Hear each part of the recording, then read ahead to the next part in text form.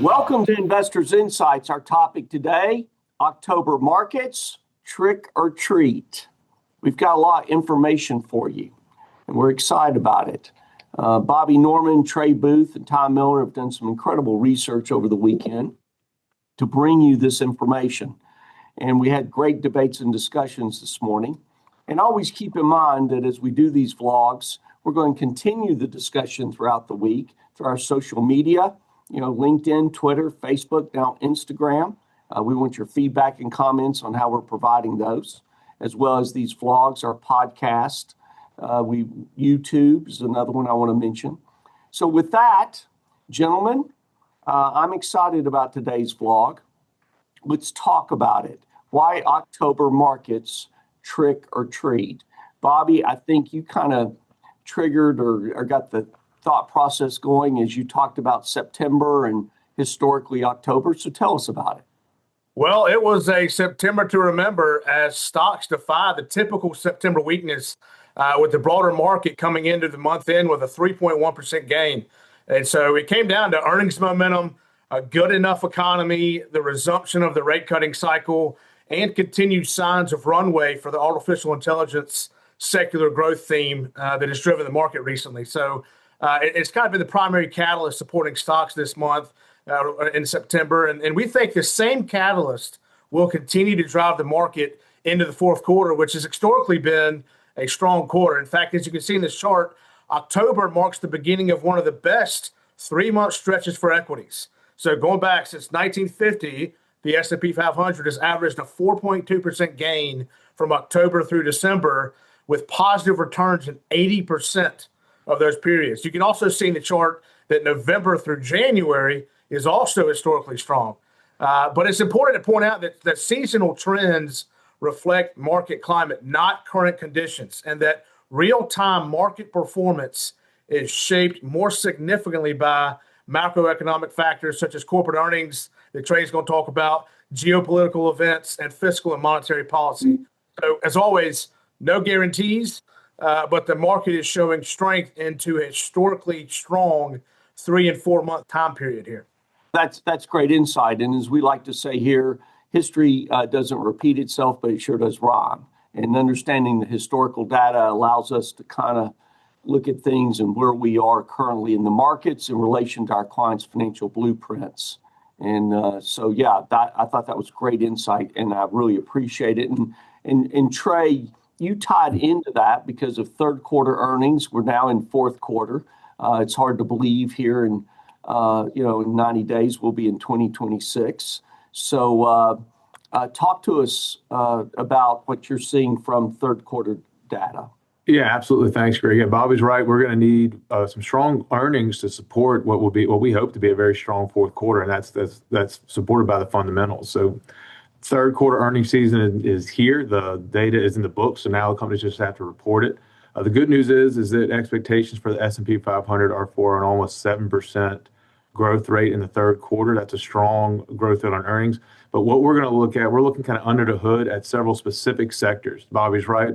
It's going to be very important to look at the capital expenditures of the AI mega scalers, where that money is going. That's been nearly a third of all capital expenditures. But a lot of people are focusing on that. Areas that aren't necessarily as being widely focused on is we want to highlight the financial sector that's expected to have a nearly 9% growth rate in the third quarter. And it's not just their growth, it's what they explain may be driving their growth. Something we're going to be looking at closely from earnings transcripts is, are these financial companies talking about compliance costs coming down? That'll be a line item to watch. There's a lot of talk about the administration being more pro-growth, more deregulation, but there really hasn't been any proof in the pudding behind that. We haven't seen much actual deregulation. And so where that'll show up first is in the compliance cost of financials. It's one of the most heavily regulated industries and very, very specific on their earnings calls. And so that'll be a great tell to see if this high earnings expectation of a 9%, can those continue past that? Are these permanent savings? Then secondly, the utility sector, usually a very slow growth sector, single digits, low single digit growth rate. We typically look at utilities growing at population plus maybe a little bit of inflation. They're expected to grow at 9.7% in the third quarter. That's a massive growth rate for a slow growing area. Why is that? Again, it's back to that data center, that electrical usage need. However, that's hitting the consumer balance sheets because we're seeing utility prices go up across the country. Anecdotally, I heard over the weekend that 40% of all electrical use in the state of Virginia is going to data centers. So what are these utilities companies doing to reduce that flow through of the higher costs that may be being driven by these large mega users of power? Is that flowing through the consumer? How can they separate that so that the end consumer isn't as harmed? And maybe more of that cost is being borne by the big user. And so how are utilities companies adjusting? How are they going to increase the amount of output to meet this increased demand? Something we've been talking about for multiple quarters, for almost over a year even. The utilities companies need to start showing up with actual results. And so under the top line is going to be great. The earnings are going to be great. Revenue is going to be great. Under the hood, are they talking about how are they solving for this problem going forward? Because that's the big tell. This quarter's in the books. What are they talking about to give this growth rate some legs going forward? That'll be something we're watching closely. Those two sectors, again, financial utilities, we're watching very closely to see some specific results from those companies as they report. Yeah, no, that was excellent. Not only on the financial side, and of course that increase is fantastic, but the utilities, the questions you asked in changing dynamics, changing business models, these are questions that have to be asked, and we'll be looking for answers out there to see what they're doing. So really appreciate that, Trey. And Ty, of course, as we go into this, there are those viewers who have called about government shutdown and the impact. We've talked about that in previous vlogs, but I thought you had some great data about unemployment numbers and just kind of preparing people for what could happen down the road. So talk about that. Yeah, of course, we have the predicted government shutdown is here. We have been filling you in on that for the past, few blogs here for a month now. And what that means, for our sake right now, is that we're not getting any data from the government side of things until this government shutdown is done. We're not going to get employment numbers. We're not going to get wage numbers, things like that.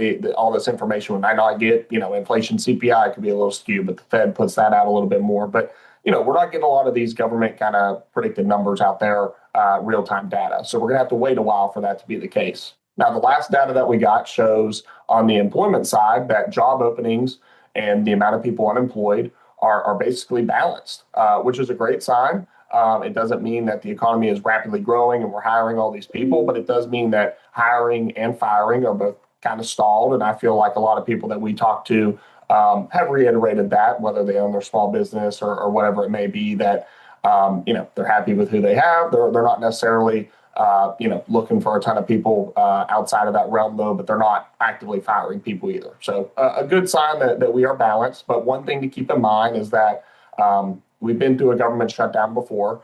And so based on the 2013 kind of experience we have here, I have this excerpt that I wanted to show, but essentially workers classified, government workers that whether they're temporary laid off, whether they're going to be paid as soon as they get back, whatever it may be the case, they could be classified as unemployed if this lasts long enough. And so reports coming out once the government shutdown is hopefully resolved, reports coming out of there could show a spike in unemployment. And I just kind of want to caution people that, don't panic if you see that. A lot of that is just people that were temporarily laid off, even maybe being paid at the same time or paid as, in arrears as soon as it comes up. They didn't lose their job, but they are classified as unemployed because they weren't working for that stretch where, the data has been collected and then being reported. So that is important to keep in mind. Just preparing everyone for a possible spike in unemployment that should resolve itself naturally. Yeah, and as always, if our clients have confusion, they hear information on the news in different outlets, different sources, don't hesitate to call us. Don't hesitate to email us. We like to have this kind of dialogue, but hopefully the information you got today with all the situations occurring right now in our economy and in the world kind of helps you understand the different moving parts that we're looking at every day here at Five Plan Partners. Ty, thank you.